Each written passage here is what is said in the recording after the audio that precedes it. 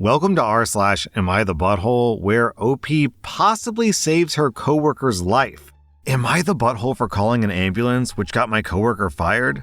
I'm a 27-year-old woman, and I was at a group work training for my job this past weekend. This company put a bunch of us up in a hotel and had us attend a day-long presentation about our goals for the next quarter. We're in sales, and it's highly competitive, and the group consisted of mostly older employees, with me being the youngest. After a full day of meetings, a few of us decided to get dinner at a restaurant down the street from our hotel. We carpooled, and when we arrived, one of the older ladies, Deborah, who's in her 50s, was already there standing at the bar. We invited her to join us for food, but she declined, and we moved on with our night. I had 2 beers with dinner, so I'm not judging, but as we finished our meal, it became clear that Deborah was plastered. She was stumbling even though the ground was level and was slurring pretty badly. As we left, Deborah came outside with us and reached for her car keys. I immediately stopped her and said that I would drive her back to our hotel. She agreed, but as she went to grab the passenger door handle, she missed and fell straight back onto the pavement, hitting the back of her head. I don't mean to sound gross, but it sounded like someone dropped a carton of eggs. I checked, and not only was she passed out, but she was bleeding from her head. Everyone panicked, and I grabbed my phone to call 911. One of the younger guys stopped me and said, "Help me get her in the car. We'll get her room key out of her purse and just put her in bed." I was bewildered and said, "But she has a head injury. She's bleeding. What if she cracked her skull?" I'm no doctor, but if you go to sleep with a head injury, don't you not wake up? I'm pretty sure I learned that in school, and some of the other employees agreed with me, so I called an ambulance. Paramedics took Deborah to the hospital, and she survived, though she was in really bad shape when I checked on her the next day. Here's where I might be the butthole. Our managers found out that Deborah was hospitalized for over-drinking while technically at a work function, and they fired her on the spot. Everyone also found out that I was the one who insisted on calling an ambulance. The older employees are all saying that I did the right thing and that she could have died, but the younger ones are calling me a snake, saying that I got her fired on purpose because she was competition. Am I the butthole? Well, I'm also not a doctor, but I heard someone talking about boxing or mixed martial arts, and I believe they said that punching someone on the back of the head was a really big no-no because you can seriously screw someone up in some way. Basically, back of the head injuries are especially bad, apparently. I mean, regardless of where the head injury was, if someone's bleeding from the skull, front, back, top, whatever, I think you're totally justified in calling an ambulance. Yo, she could have died, OP. And also, she was the one who made the decision to get completely plastered at a work function, so I think you're totally in the clear, OP. Actually, I think you did the right thing here. You get 0 out of 5 buttholes. I guess I'll give Deborah 1 out of 5 buttholes. She's not really a butthole, she just made really questionable choices. And I'm giving the manager 0 out of 5 buttholes too. I probably would have also fired Deborah in that situation. If she gets that drunk at a work function, it's safe to reason that she would get that drunk in front of clients as well.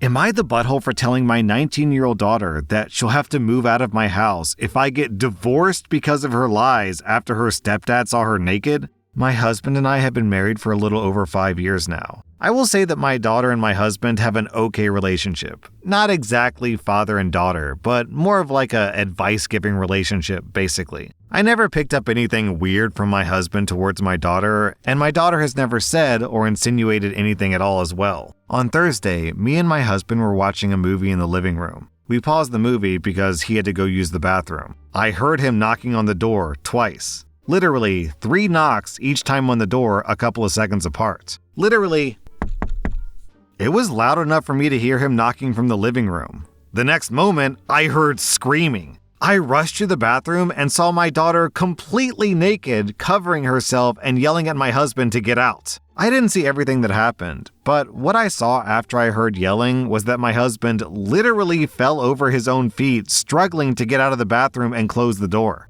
I asked my husband what happened, and he said he knocked, nobody answered, so he went in, and my daughter was naked in front of the mirror, and he tried to leave. After my daughter calmed down, I asked her side of what happened, and she said that she was changing, and all of a sudden, my husband walked into the bathroom. I asked her why she didn't answer him when he knocked. She said he didn't knock. I told her I heard him knock, so I'm sure that he did. She said she didn't hear it because she had earpods in listening to music.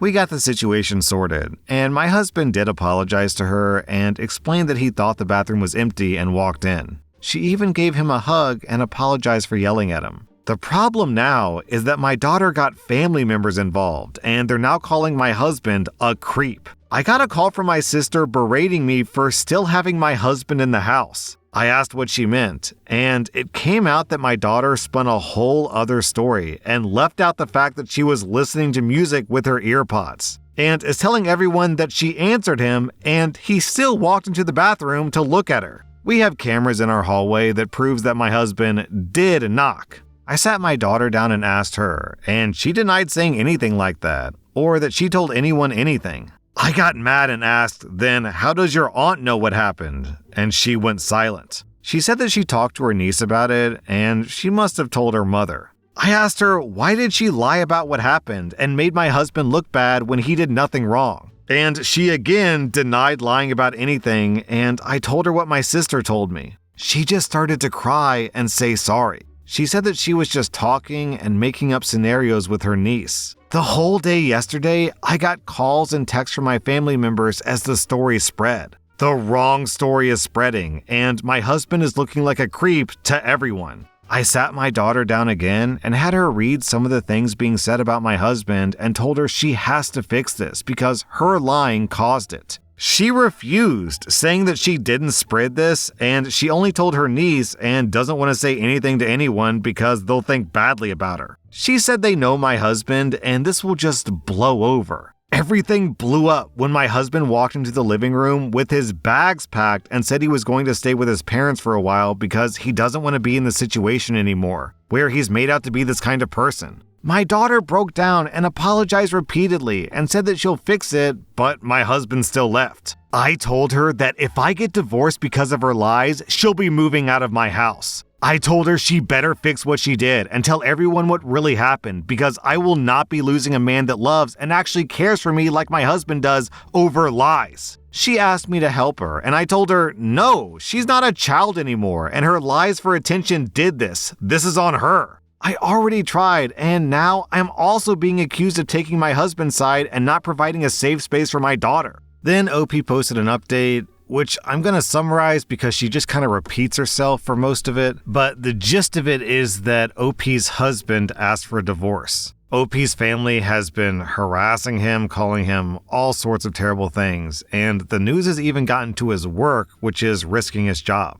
Then, my daughter came running down the hallway into the living room, crying because I think she was listening to our conversation. Before she could get a word out, my husband jumped up from the couch, put his hands out, and asked her not to get near him. He said, "Before you say anything, I'll have to record this conversation now," and took out his phone. I think I saw something break in my daughter's eyes at that moment at the realization of everything hitting her all at once. She asked my husband to forgive her, and she never meant for things to get so out of hand. She was just making up scenarios with her cousin, and her cousin was the one who ran with it. My husband asked her, "Why didn't you clear it up immediately then?" She said that she didn't think that it would go this far and thought that it would just blow over because everyone knows him. He showed her his phone and asked her to read some of the messages my family sent him, and my daughter went completely silent. We talked for about 4 hours, and at the end, my husband said that he would give us 3 months to move out of the house because it's his house. My daughter can keep the car because it was a gift, and he'll finish paying this year's tuition, but won't pay for anything going forward. He said he hasn't gotten a lawyer yet, but he told me to get one, that he would like to do this without a lawyer, but if I want to, I can get one. He said that he'll be fair in the divorce and doesn't harbor anything against me, but he can't stay in the relationship.